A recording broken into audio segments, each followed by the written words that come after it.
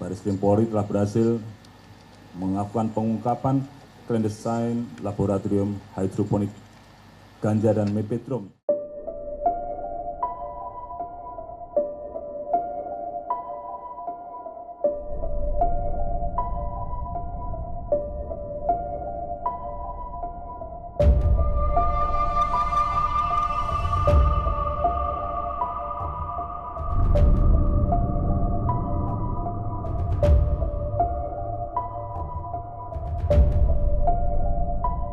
Pemberantasan narkoba ini harus menjadi salah satu prioritas karena tantangan ancaman peredaran gelap narkoba ini ada di sekeliling kita. Bapak Presiden secara khusus telah memberikan pernyataan bahwa pemberantasan narkoba harus lebih gencar, berani dan komprehensif serta dilakukan secara terpadu. Joint investigation yang dilakukan oleh tim dari Bareskrim Polri, Polda Bali, Polres Badung, teman-teman dari imigrasi dan juga dari Bea Cukai. Ini menunjukkan ada kolaborasi, keterpaduan, langkah tindak antar kementerian dan lembaga.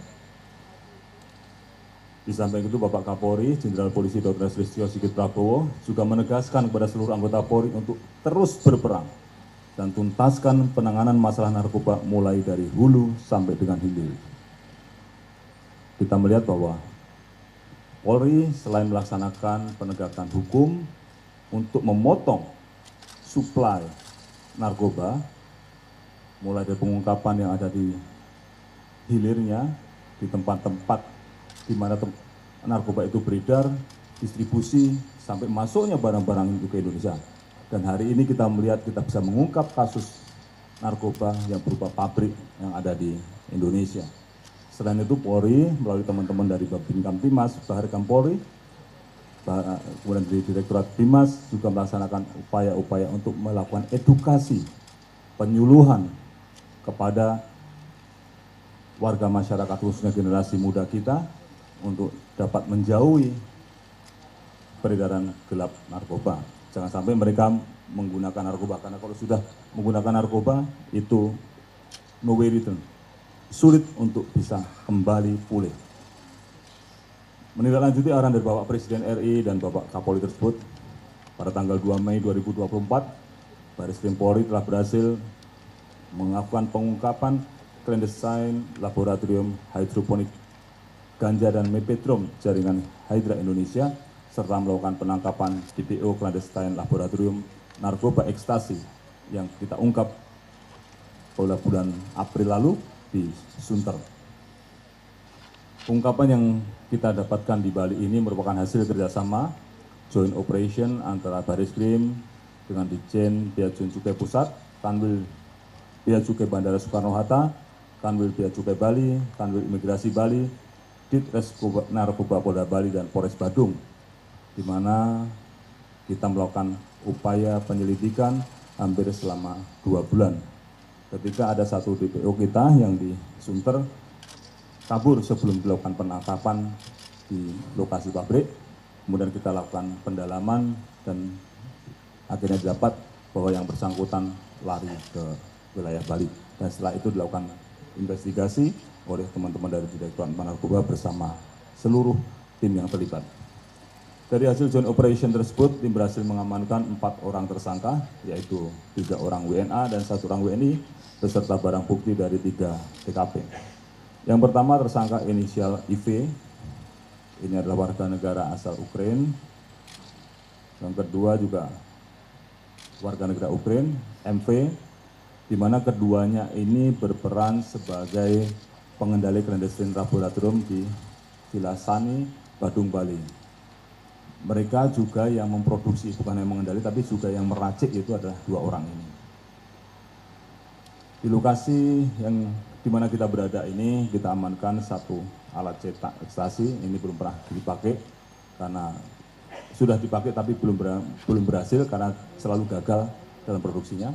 Kemudian yang kedua, hidroponik ganja, kita amankan 9.799 gram, mepetron 437 gram, dan berbagai macam peralatan laboratorium pembuatan mepetron dan hidroponik serta berbagai jenis bahan kimia prekursor pembuatan narkoba dalam bentuk cair dan padat yang kalau kita kalkulasikan sekitar 454 liter dan yang padat sekitar 65.230. Ini bentuknya bahan.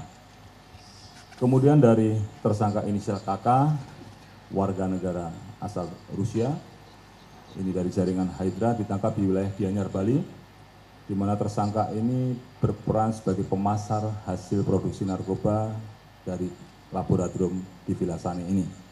Barang bukti yang berhasil diamankan dari yang bersangkutan adalah ganja sebanyak 382,19 gram, hasyis sebanyak 484,92 gram, kokain sebanyak 107,19 gram, dan mefedron sebanyak 247,33 gram.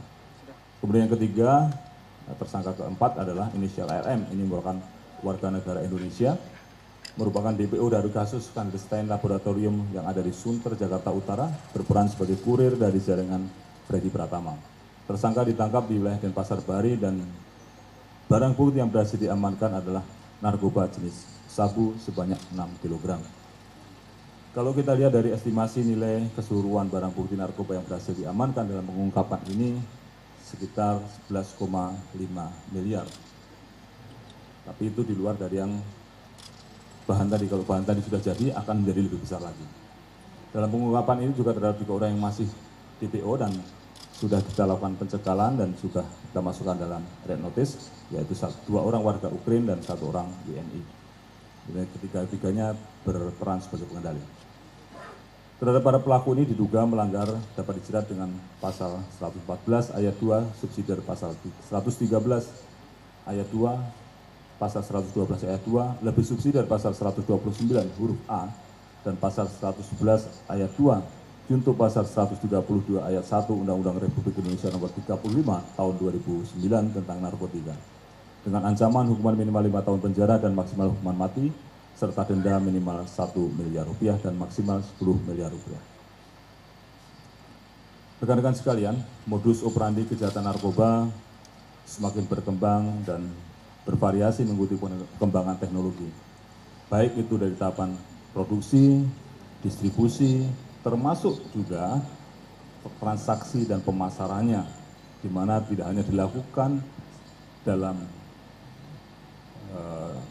kegiatan yang di aktivitas masyarakat sehari-hari, tetapi pemasarannya sudah menggunakan melalui dunia internet. Dalam pengungkapan ini, modus operandi yang dilakukan para tersangka membangun clandestine laboratorium di tengah pemukiman penduduk dengan tujuan untuk menyamarkan perbuatannya. Kalau kita lihat bangunannya semua sama, tetapi yang bersangkutan sudah memodifikasi villa yang mereka tempati dengan membangun pabrik di lantai bawah, di basement.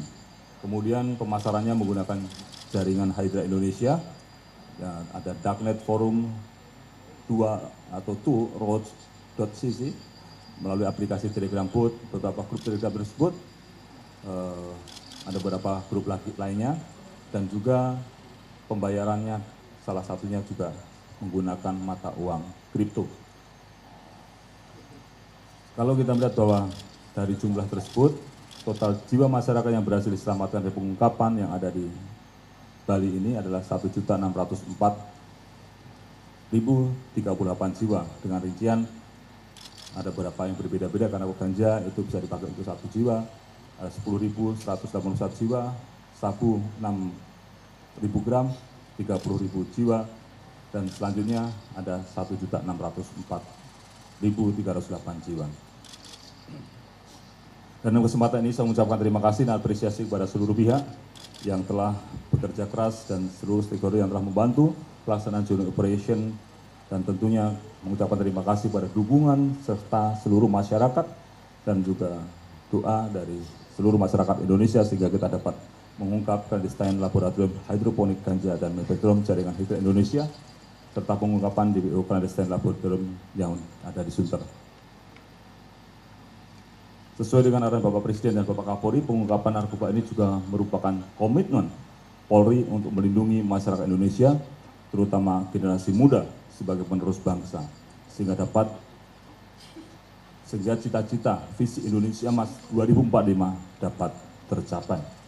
Masa depan bangsa ini ada di generasi muda, oleh karena tidak ada ruang bagi mereka-mereka yang akan merusak generasi muda kita. Kita harus bersama-sama memerangi terhadap upaya-upaya untuk merusak generasi muda kita. Karena masa depan bangsa Indonesia berada di tangan para generasi muda.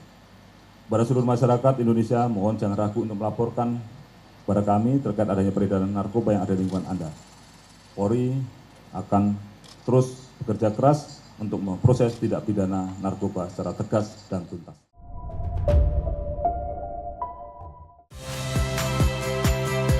Saya Magister Tarigan. Saksikan program-program Kompas TV melalui siaran digital, pay TV, dan media streaming lainnya. Kompas TV, independen, terpercaya.